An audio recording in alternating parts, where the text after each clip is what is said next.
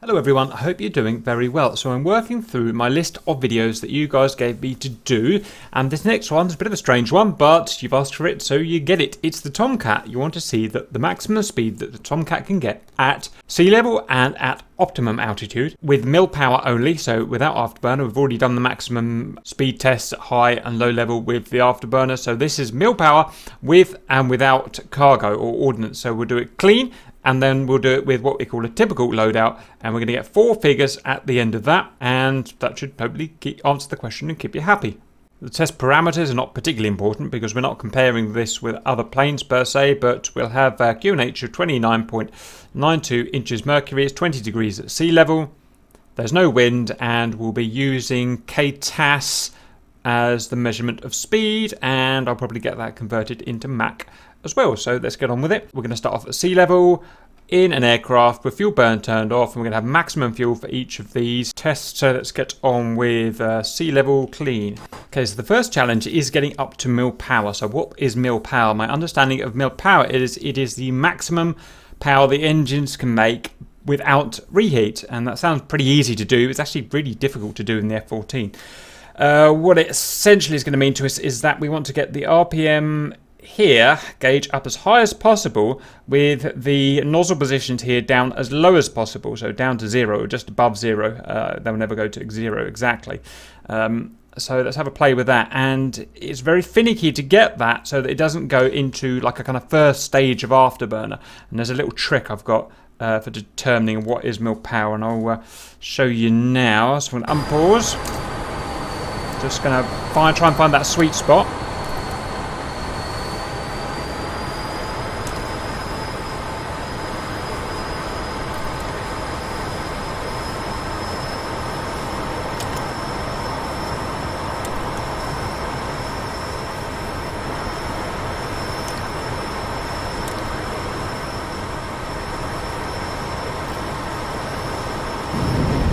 Oh, see, tiniest little movement in throttle takes you into reheat.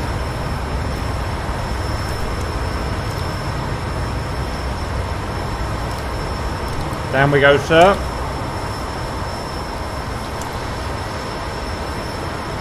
See, although the nozzles look almost closed there, they're not open, that is actually afterburner, and I can prove it. I know it doesn't look like it there, but if I go out like this, I don't know if you can see in the movie at home, but there's actually a faint glow from the back of the engines, and that is, if you like, a first stage of burn going on. So we're not quite at mil power yet. Let's keep going down. You can see the nozzles are slightly open.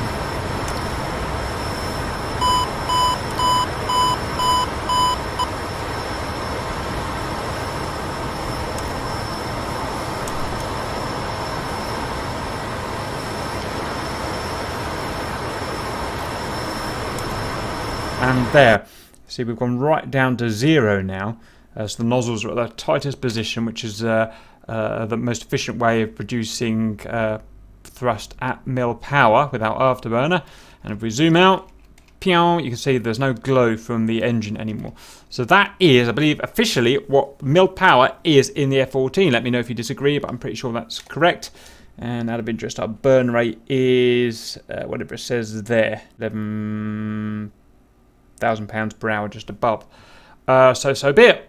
So that's what I'm classifying as mil power. Let's get on with it now and see how fast we can get down here. And I think it's going to be a really quick aeroplane because it is so low drag because of the wings, obviously. So it should be interesting. Got to be careful not to nudge the throttle at all. Keep an eye on those nozzle gauge. Quick look at the back of the engines to make sure they're not glowing.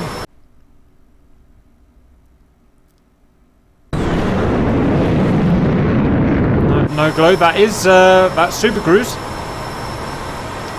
So that's impressive to begin with. And that, sir, I believe is our maximum velocity. Gone up again.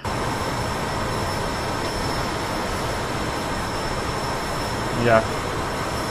No, it's only because we were diving. The maximum 715 KTAS on the deck and with no ordnance. And wings fully swept back and whatnot. So let's try the same thing but with ordnance. Okay, here we go. We've got what I'd call a full typical suite of 4 Phoenixes, 2 full bags, 2 aim 7s, and 2 sidewinders, and a full tank of internal, or several tanks of internal, however you want to describe that. So try and find mill power again.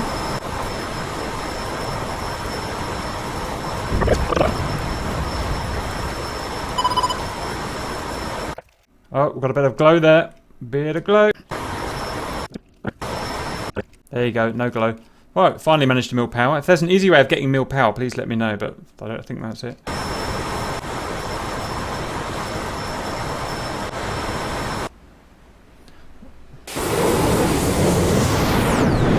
That's transonic.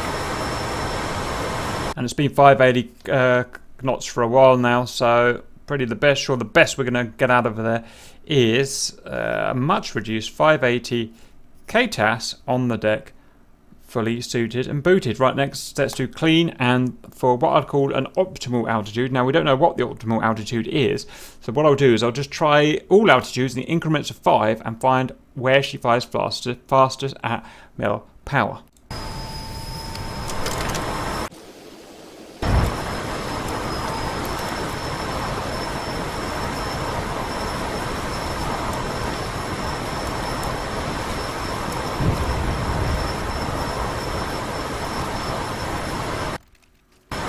Okay, so it's turning out to be really difficult to get it to mill power up here at altitude. What are we, 30,000 feet? So the engines seem to behave differently up here as to what they behave downstairs. No idea why this is. Let me know your thoughts on this, but I'm going to keep playing. I'm pretty sure that's the best we're going to get before the afterburner just relight. It's a bit funny, these engines. Well, if you've driven a Tomcat, you'll know what I mean. If you tried doing this, and we've got no sign of any illumination from the engine, so I'm going to consider that mill power. Anyway, I'm going to get to work. I'll report back when I've found our optimum altitude.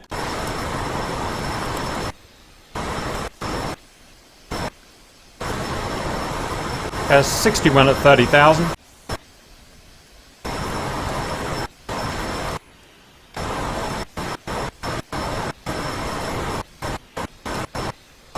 $35,000, just under 600. That's not going to be it. So let's just try 25, and then I think we're done.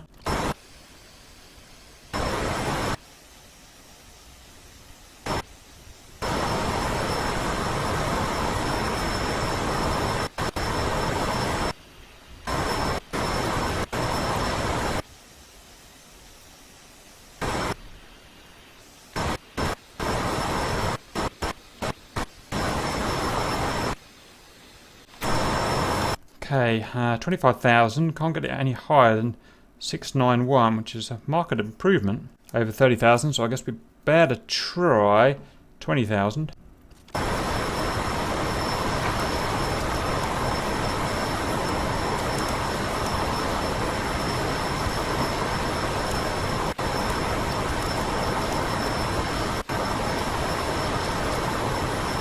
Yeah, that's topping out at 698. Looking very much like its max speed is going to be at sea level with mill power, which I really wasn't expecting. Completely different profile to afterburner. There's not much point of us going above the Angel's 35 or whatever the max I tested it, because it's just not powerful enough at mill power to sustain. I guess we better try 10,000.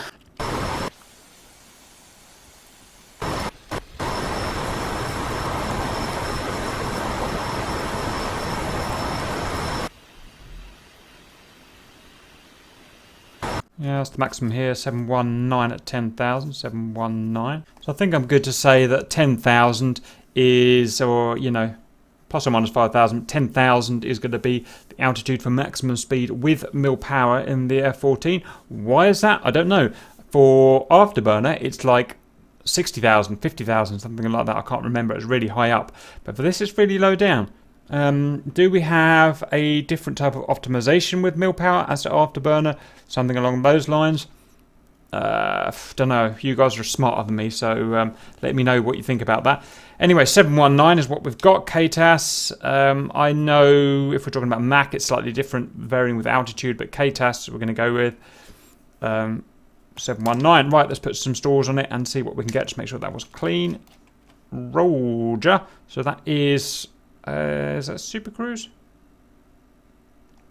It's IAS. That's 7. Yeah, that is Super Cruise, isn't it? Yeah. So that's cool stuff. Right, let's go and do it again. Fully stores heavy. Let's get mil power and let's see how we go.